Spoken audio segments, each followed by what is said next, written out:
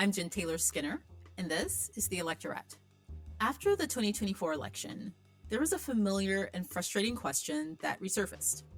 Should we still run women for higher office, specifically for president? My guest today, Ashanti Gholar, the president and CEO of Emerge, has been on the front lines of that fight. Through her work with Emerge, she's been a steadfast supporter of those women who refuse to step back, even while we're in the middle of one of the most hostile moments in modern American politics. In our conversation, Ashanti and I trace how the conversation around women in politics has evolved, from the open sexism we saw in 2016 to the record-breaking pink wave elections of 2018, and to the post-2024 backlash questioning whether women are even electable. We also talk about the Kamala Effect and what it truly means to lock in as we head into the next wave of elections. So, without further ado, here is my conversation with Ashanti Gholar. Ashanti Gholar, thank you so much for joining me. Thank you so much for having me. I should say thank you again. It's been a long time since we had our last chat. I was looking for a clip of our last chat, and I think it must have been around either 2019 or maybe 2020, because in the clip that I found, you and I were talking about Ayanna Pressley, Yes. AOC, and Ilhan Omar, and they were the freshman class of, what became known as the squad, right? Yes. Right. And we were talking about that, and you were saying something about how people were criticizing Ayanna Presley's hair. I think she was wearing her hair in twists at the time. Senegalese They were criticizing. That's right. The twists, they were beautiful. And AOC, her red lipstick. And Ilhan Omar, they were criticizing her nail polish, black nail polish, right? Yeah. And it all seems so, first of all, it's trite, it's gendered, right? And it feels so quaint given the context of what we're talking about women in politics now. And, fast forward to the last presidential election, we've gone from talking about how women show up as leaders to whether we want women to run for office at all. If you remember that discourse right after the 2024 election, people were saying, should we run women? What did you think about that? So I was actually just in Georgia. I got to go to Vice President Harris's book event in Atlanta. It was so wonderful. And she talked about the day after the election. And the next day we had a event there for Emerge Georgia to celebrate 20 years of Emerge. And I let everyone know I got to see VP last night. She talked about the day after the election, and it got me to reminiscing about the day after the election. And I'm one of those people that woke up at 3 a.m. There was like a collective 3 a.m. wake up. I was a part of that. Looked at my phone, saw that we didn't win Pennsylvania, knew what that meant, and just went back to sleep. But I had to wake up early because I had press scheduled the next day. So I was talking to the team, and of course, they knew that I was just all in for Vice President Harris. I like to joke that for 107 days, my entire personality was about getting Kamala Harris elected.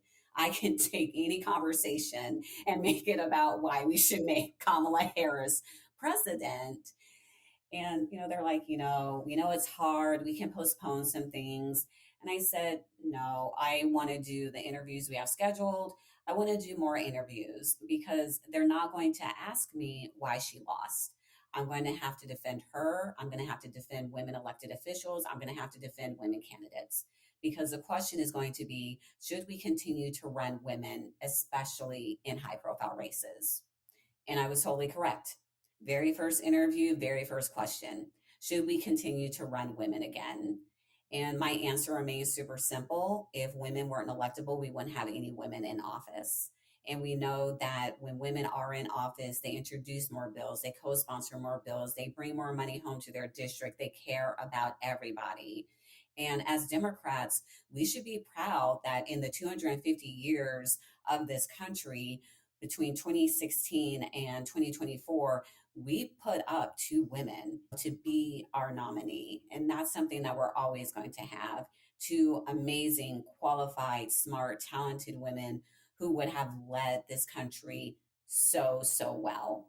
And in 2016, after the election, I talked about the Hillary effect. There were those women who woke up the next day and they said, okay, if not Hillary, then who? Then me. It has to be me.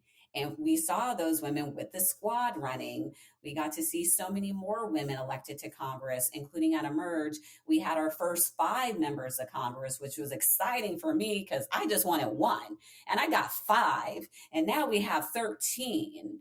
And in 2024, it was the same thing.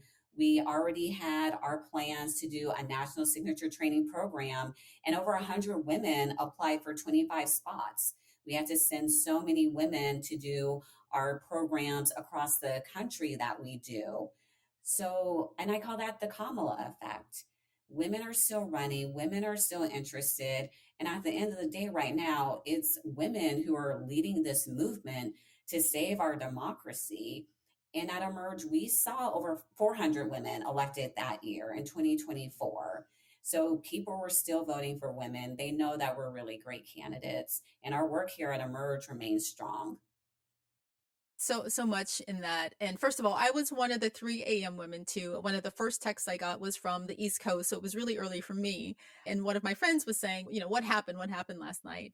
But I want to thank you for showing up, the next day, because it was really hard for all of us. And you're a better person than me, because when I hear people saying like, should we run women again? I just want to fight. Yeah, it's a ridiculous question Yeah. because more men have lost than women. And we're not saying, oh, I don't know if we should run them in again. I mean, it took President Biden 3 times before he became President Biden. And it just goes to the fact that there's just different standards for women. And especially the bar changes, the rules change. So many people weren't really interested in what the vice president did until Kamala Harris became the vice president, and somehow she was supposed to fix all the country's problems in 3 to 5 business days, and she wasn't even the president. These are the things that unfortunately women have to deal with. It's the reality. We talk about it at our merge, but we are strong, we are good. And that's why you continue to see us running, making waves, becoming trailblazers.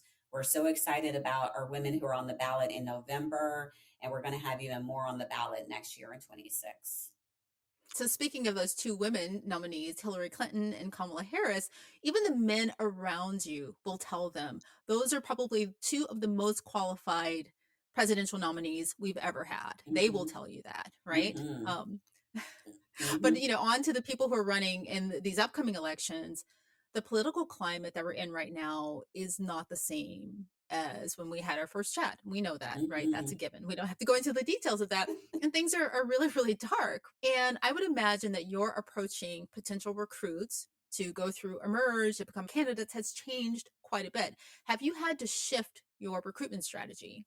For us at Emerge, no. We have always talked about the fact that it is different for women. It is more difficult for women when you're looking at fundraising. Women, especially first time candidates, they're going to get heavily outspent until they become the actual elected official. And then they have more people who are donating to them.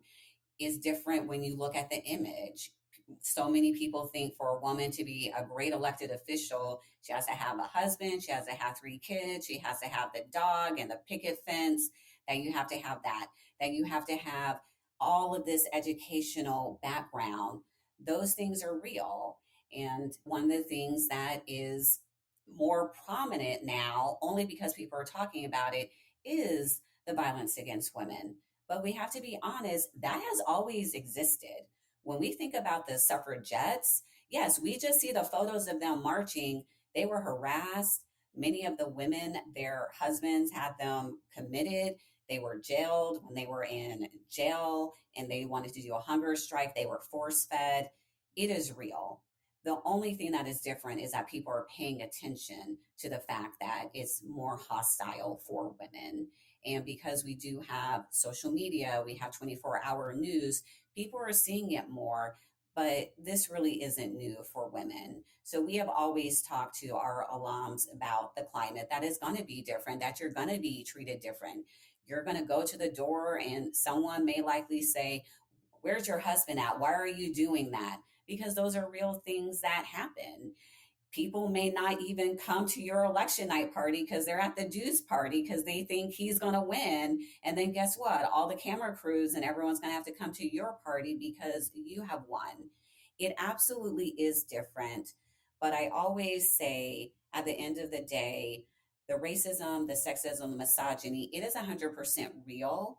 But for women, it's also part of the tactic not to get us involved so that we're not running, so we're not activists, so we're not in these positions. Because when we're scared and we don't get involved, nothing changes. Things stay the same. And then they benefit from having everything the same. Women, other people who are not at advantages in this country, they suffer. So it is part of the game plan not to have women involved and to change the system for the better. Right. And I think that's why it's so important for us to, when you see this discourse online, when you see these debates online or even in person, you should push back and you should push back hard because that's Mhm. part of the plan to keep Yeah. women out of leadership roles, right? Exactly. And call it out. And I'm one of those people where people will find my email address. So I get the nasty emails, I get the crazy DMs, especially after I make a TV appearance. So even for us who are leaders of these organizations and in this space, we're feeling it as well. And I know it's because they don't want me doing this work because we're effective at this work, but it's gonna take a lot more than sending me an email calling me all sorts of names to get me to stop. And frankly, at this point, I need for them to come up with some new material, Jennifer, because I'm just like, okay. I mean, I know this is a family friendly podcast, but I'm just like, that's all you got.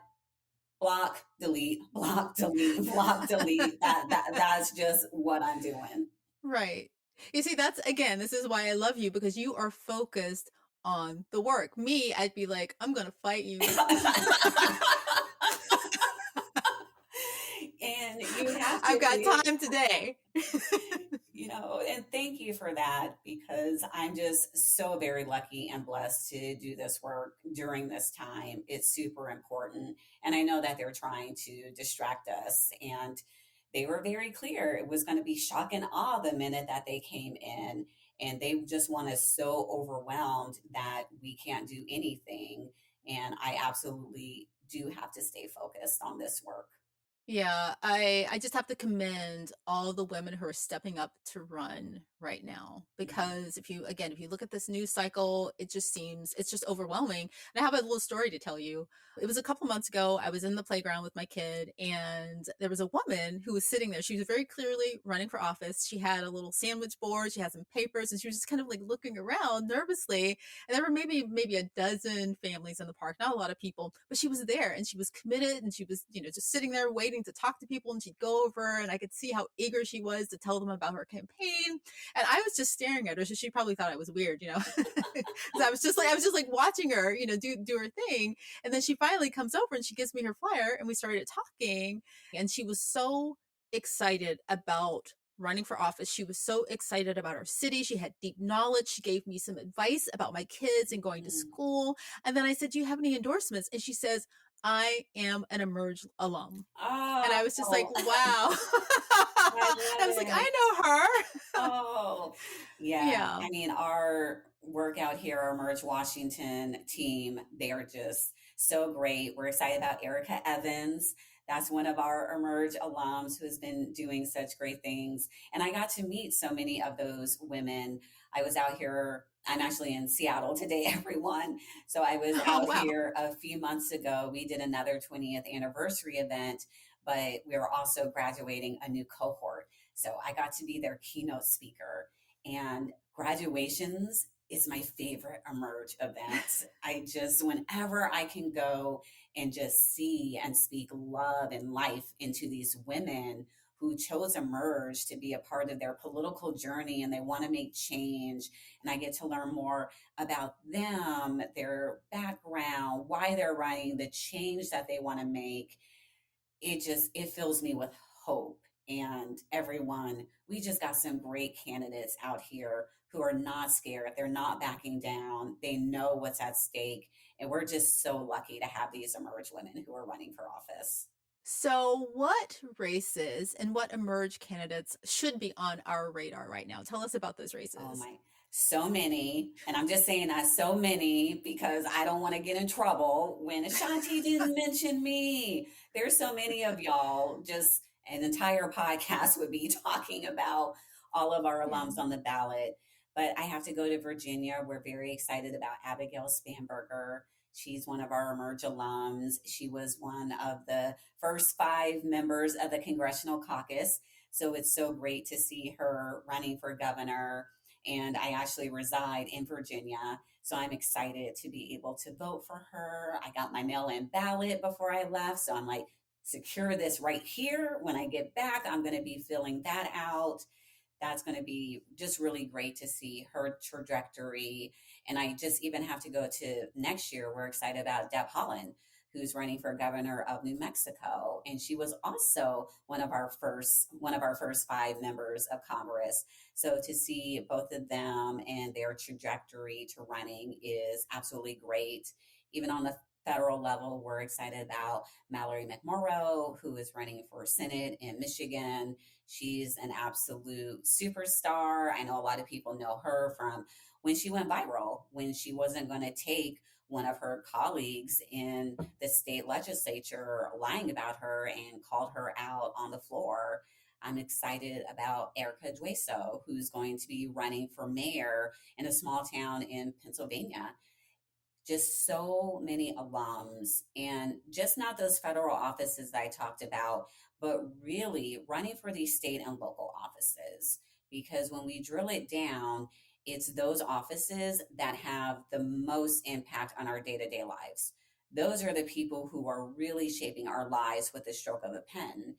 And when we look at what's happening right now, I look at states where we have Emerge alums who have created majority woman city councils and majority woman school boards and majority woman state legislative chambers and our mayors.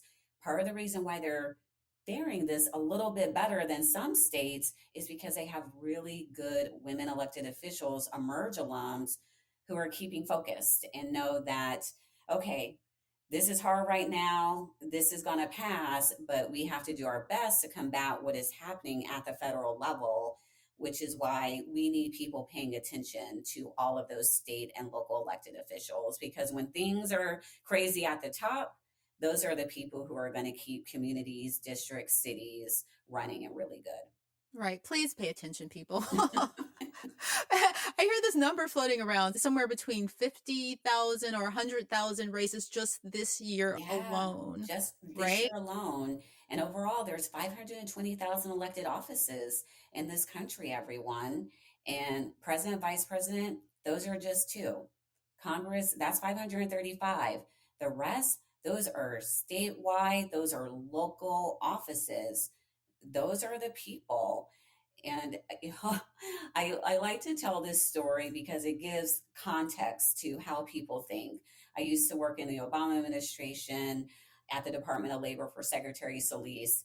We were at an event and we were leaving, and I feel someone like tugging on my outfit. And I turn around and I'm just like, hello? I'm like, first of all, don't be tugging on my outfit. My grandma got me that outfit. All right. So I was like, already not excited. But it was a woman, and she pointed her finger in my face and she said, "You need to tell Obama to fix that pothole in my street." And I said, "Well, the president is really busy with some other things. It's going to be your local elected officials who are going to fix that. Like, do you have a city council? Is it a county commission? Who's your representative?" And she goes, "Oh, I don't know. I don't pay attention to those people." And I looked at her and said, "And that's why you have that pothole." They are counting on people not knowing. Now, my where I live, it's near a busy street, and every year we get the same pothole, like in Mhm. always in the same spot. That pothole is never there more than a day because our city council knows we're gonna get crazy. You need to fix that pothole out here messing up people's tires in this economy. Absolutely not. Absolutely not. I thought that story would end you saying like and then she turned around and ran for office. No, she was just about her pothole.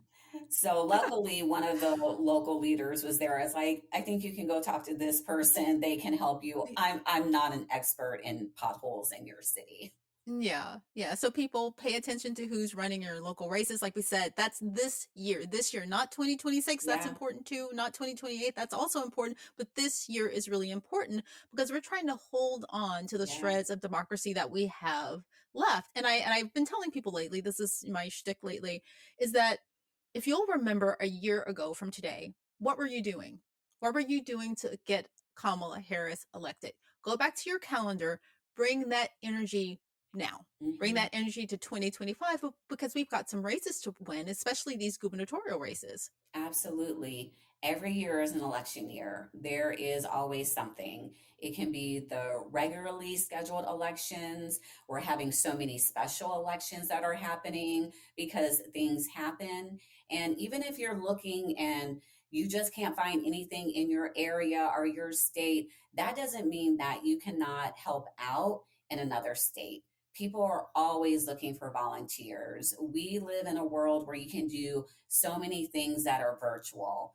Help them out because, again, they're counting on us just being complacent and not caring.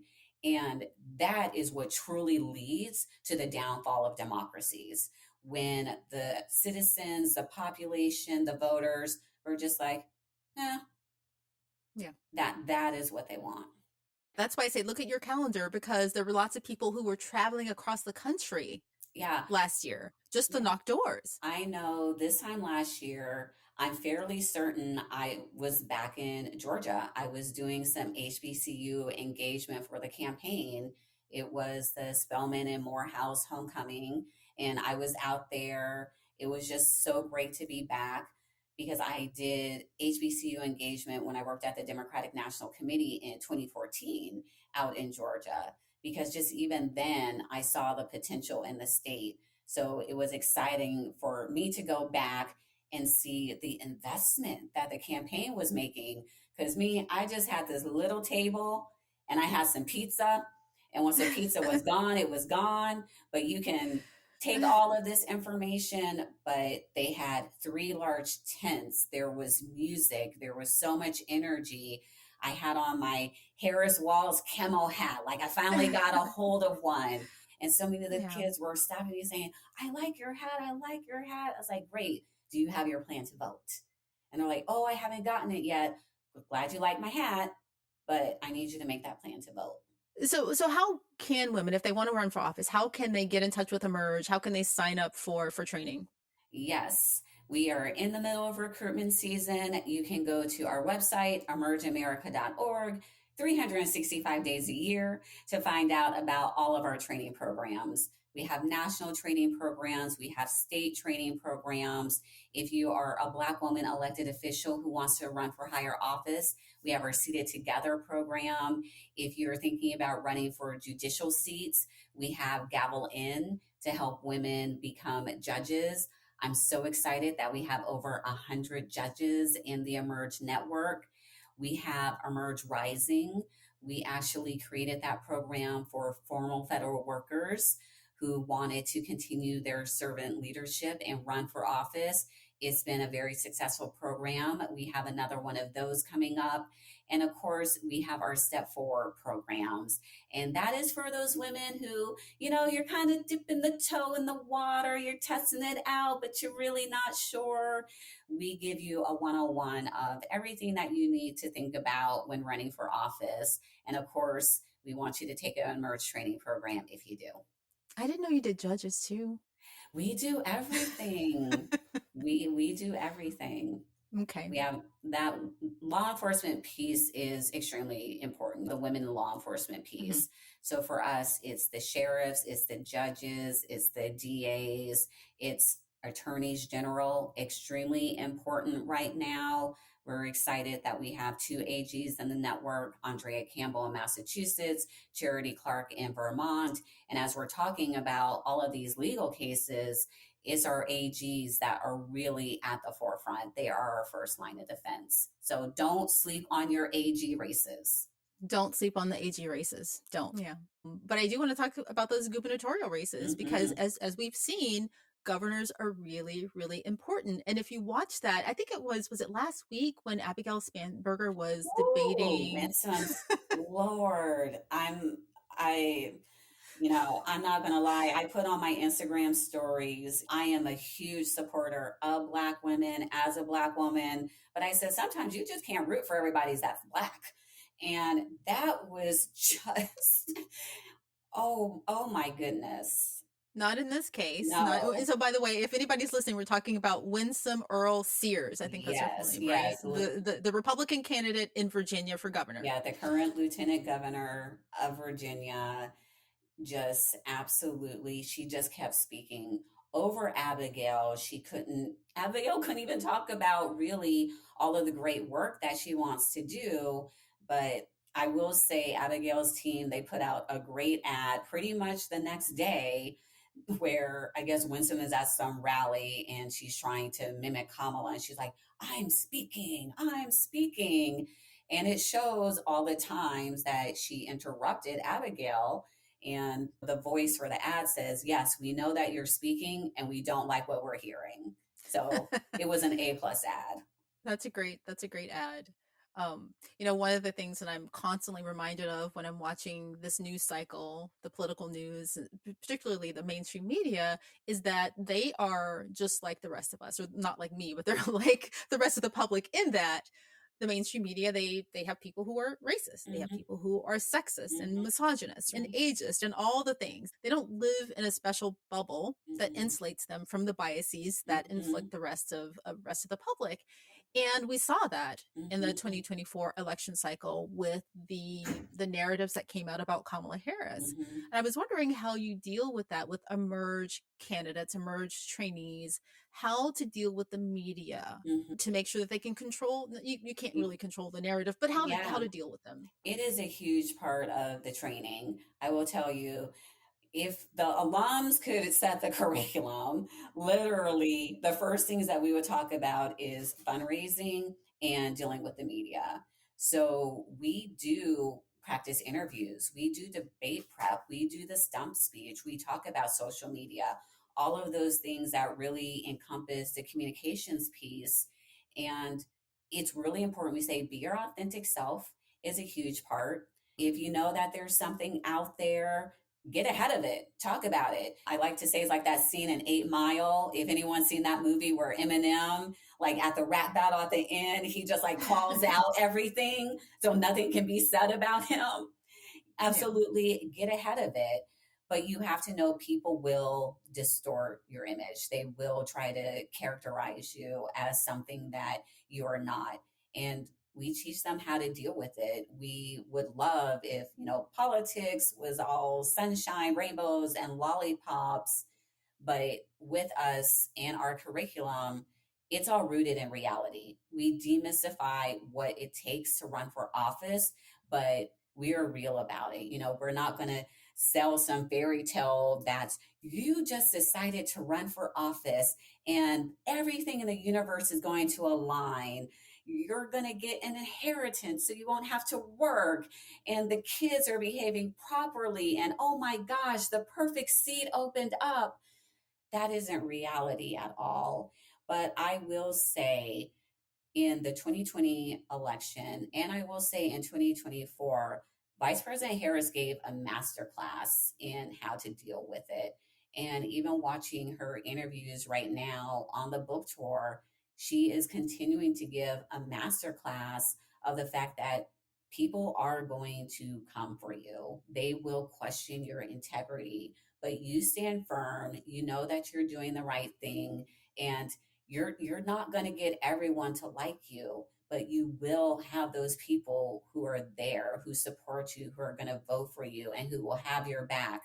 We saw that the day after the election when she delivered her speech, and we even see it on this book tour. I mean, the one in Atlanta, I'm glad there were no protesters or any interruptions, because I'll tell you, that crew was ready.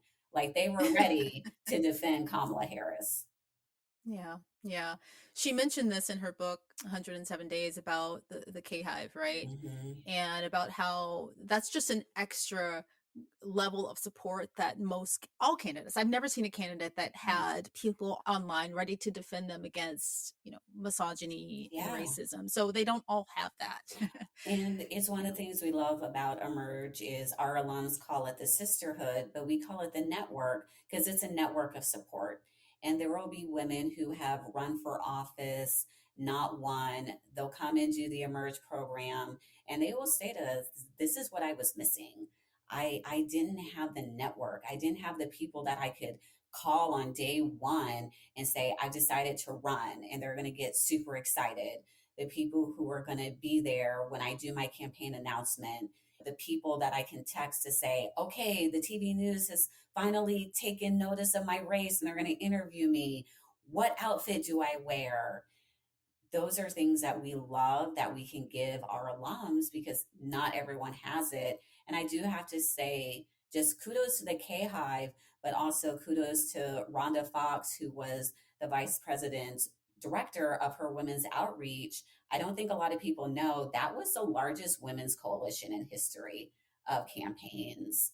So women were showing up to support the vice president in record numbers. Yeah, no, thank you for mentioning that. And I think that we take this for granted. I mean, I saw this evolution happen even from 2016. I saw the evolution of people feeling more confident about speaking out against the sexism Yeah. online, speaking out in support of people like Ayanna Presley, speaking out in support of people like Ilhan Omar. We weren't always there. We weren't there in 2016. Had we been there in 2016, I think, things might have played out differently. But I saw that evolve slowly over time. And I'm glad that we are where we are right now. Well, not well, not completely where we are, but I'm glad that we are more confident in supporting women strongly. Yeah, and we have to call it out because we're talking about this, in the political realm.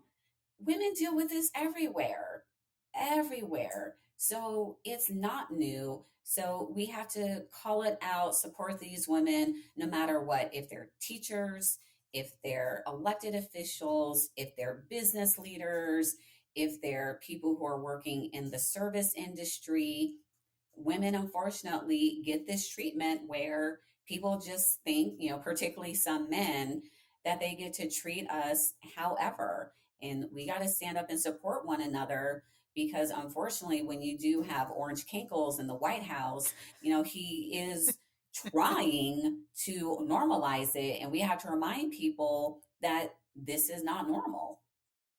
Thank you for that laugh. Oh, that's what I call him. Sorry. No, that's okay. That lightened my mood because the way we started this conversation, I was talking about how nervous I was and how anxious I get, and I'll have these conversations and I feel better talking to someone like you who is inspiring and who is strong and who's stepping up to lead, and then I'll turn on the news, right? Yeah, and they have to do jobs too, and they have to cover everything. And I'm very honest, we want to stay informed, but also do those things every day where you find those moments of peace and those things that bring you joy. For me, I'm a YouTube girly. I love watching YouTube. And just over the past few months, I've just found different things to watch that bring me joy. At first, I was learning about the bees, and I get so happy when they would find the queen and save the bees. For a while, I was watching pandas. I had no idea. Pandas are wild. I started watching pandas. My new favorite thing is finding clips of the school days where the teachers dress up and act like the students. Oh, I love those. Yeah. Oh my gosh, just so fun. So every day I will turn on YouTube and I will find just something that brings me joy and just shows the goodness and the fun. I was telling my colleagues one of my favorite channels now, his name is Sean Stockman. He lives in Detroit and his channel is Midlife Stockman. And he goes and he does lawn work for people who either can't afford it or they're elderly and they've fallen on hard times. And it's just so great to see him doing the work, the pride that he takes, the neighbors coming out saying, oh my gosh, thank you so much. The reminder that there are more of us than they are of them. I say Yeah. they are just loud and wrong. That is what they are. but we are really the majority. All right. Thank you for that reminder. And also to take care of yourself and find some peace.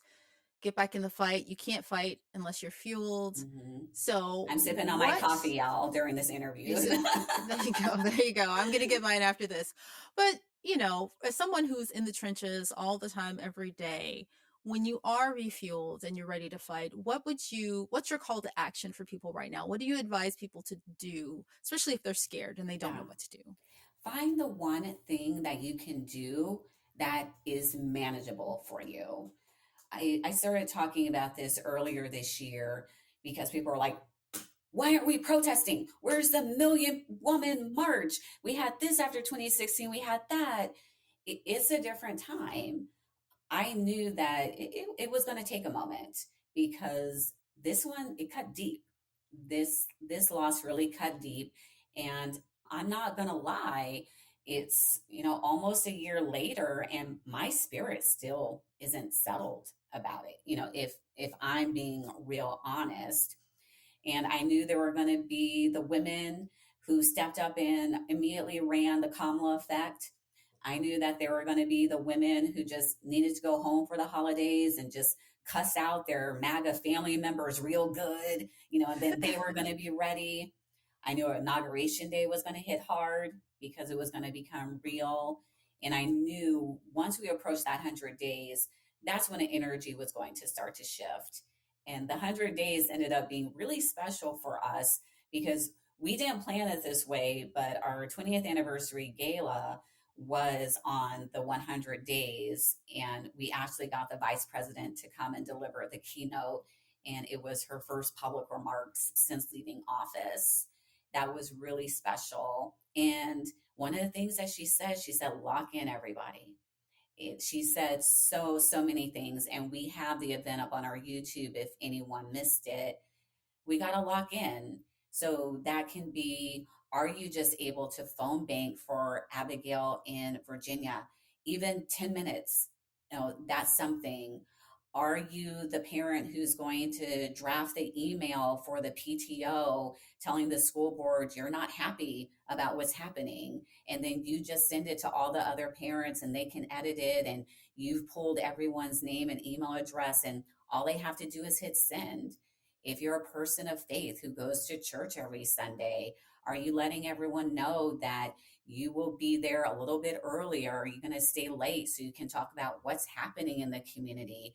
How are we supporting the members of the congregation who may be federal employees who lost their job, or they're in an industry and they're getting laid off? There's just so many little things we can do. And I know we want to make the change happen overnight and just do all these big macro things, but we need to be thinking about the micro, because everyone, those small little things that we each do every day, it really does add up. Right. It's so important. That's really great advice. And before we close out, I just want to, you said something that reminded me of something I wanted to say. And by the way, I did watch that keynote with Kamala Harris. I remember when she first came out, we were all just hungry Yes. I remember that. Oh my goodness. It's like I finally watched it back because, I was like in the moment, and I just put out my hands to just offer her a big hug. Yeah. People ask me, what was really special for me about that moment. And for me, I just love the fact that she got to be loved on. That Hmm. was my favorite thing, where she just got to be in a room and she got to be loved on by people who truly loved her, support her. No matter what she decided, they were going to be in her corner. I'm really happy we were able to do that for her. I'm thankful for the keynote because it made our Yeah. event A plus plus plus. But Yeah. that's really what stands out to me in that moment. Yeah. It was truly beautiful.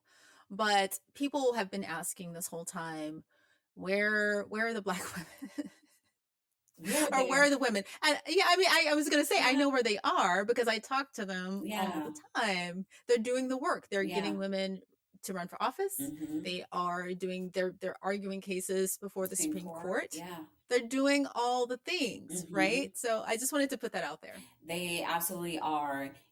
Earlier before we, started recording, we were talking about the upcoming Supreme Court cases, and I got to shout out Latasha Brown, Black woman, Black Voters Matter. She has been putting the information in all of the chats about the Supreme Court cases, what's happening, how to uplift.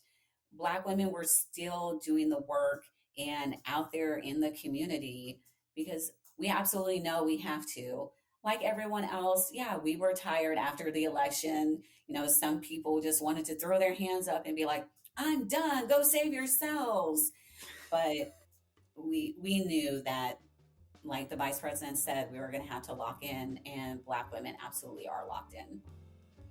Locked in. Wow. Well, Ashanti Gholar, my cup is full. So was mine. Thank you for having me back on. I just always enjoy talking to you. I follow you on social media. I was like, oh yeah, I got to retweet that. She's on a roll today. So if you see me, tell me to stop fighting. So Jennifer, just log off. Okay, I haven't seen anything where I'm just like, no. I'm like, she ain't wrong. Well, thank you so much. Thank you so much for joining me again, and just keep it up. I will always follow you and follow Emerge. Okay. Thank you. Thank you so much.